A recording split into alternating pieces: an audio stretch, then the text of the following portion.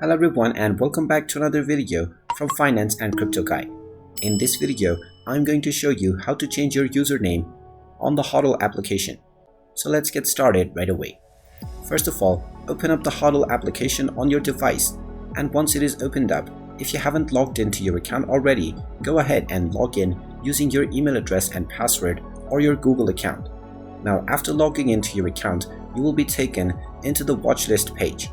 Now from this page, go ahead and tap on your account icon at the bottom right corner, and now you will be taken into the settings menu.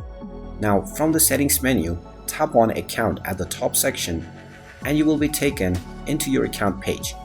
Now from the account page, underneath user information, you can change your name that is associated with your account, and you can also change your username that you can use to log into your account.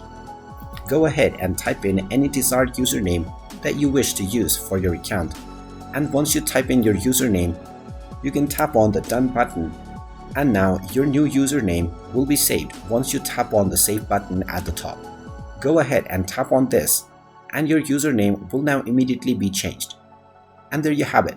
That is how easy it is to change your username on the HODL application.